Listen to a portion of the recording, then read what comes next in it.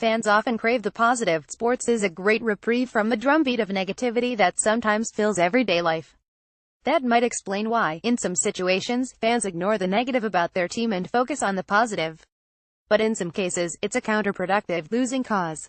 As the Denver Broncos 33 begin preparations for Monday Night Football against division rival the Kansas City Chiefs 52, this is one of those times. The Broncos head to Kansas City on the heels of two of the worst losses in team history, after it was shut out for the first time since 1992 by the freaking Los Angeles Chargers. The Chiefs will have had damn near 2 weeks to prepare after a tough loss to the Oakland Raiders. And let's not forget the last time the Broncos played in Arrowhead Stadium, a 3,310 flogging on Christmas night. If Denver couldn't get a Christmas miracle on Christmas, it won't get one on Halloween Eve either. So we had some fun with our keys to the game this week. We may not find the positive, but we will make sure we have fun.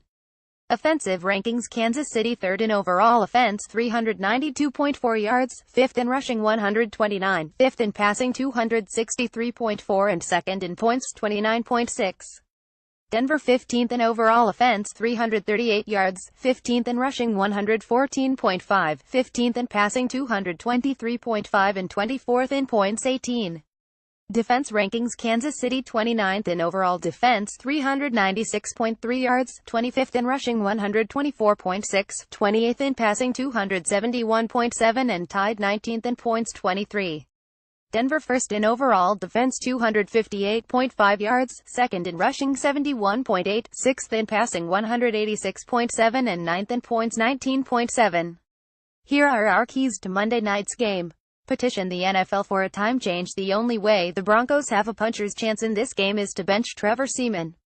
Since that won't happen, as Adam Malnati and I said on the latest MHR radio podcast, John Elway needs to petition the NFL to change the kickoff time to noon p.m. Central Time Sunday and not tell the Chiefs in St. Clair better QB play, plain and simple. If not, Denver will drop below .500 in the middle of the toughest stretch of the season. It's make or break for Seaman. Scotty Payne party time. Brian Greasy, Seaman, throws a party at his house and Trevor Price, Derek Wolfe, is there. Seaman limps away from said party injured for slipping in his driveway. 10 years later, it's officially a cold case as there were no witnesses.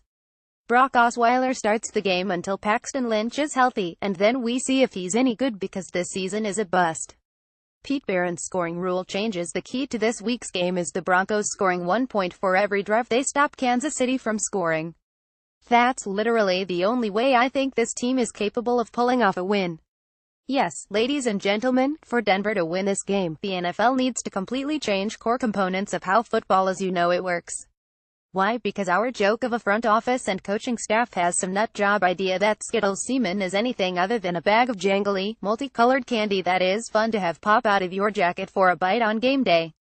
Saturday in defense to the rescue. The lone bright spot for the Broncos this season has been their defense. The unit will have to play lights out against a Kansas City offense filled with players such as Tyreek Hill, Travis Kelce, and rookie sensation Kareem Hunt. We have all been witness to the inept nature of Denver's offense all season long, so it will once again be a major task for the defense to limit the Chiefs' high-powered offense to make a Broncos victory even remotely achievable. Christopher Hart's scoring defense. The offense just got shut out by a terrible Chargers defense. Not exactly inspiring. If Denver wants to go into Arrowhead and get a win, it will be dependent upon the defense to put points on the board. The Trevor Seaman experiment has led to this inevitable outcome. To win games in the NFL, you have to score points. For the Broncos, those points are probably going to have to come from a pick six or a strip sack return for a TD. Points will be at a premium, and if the offense can't do it, the defense will have to. Adam Malnati. The MHR Radio podcast is now on iTunes, Google Play, and Stitcher. Please subscribe to the one that fits your fancy, and also rate and review what you hear. What are your keys to victory for the Broncos?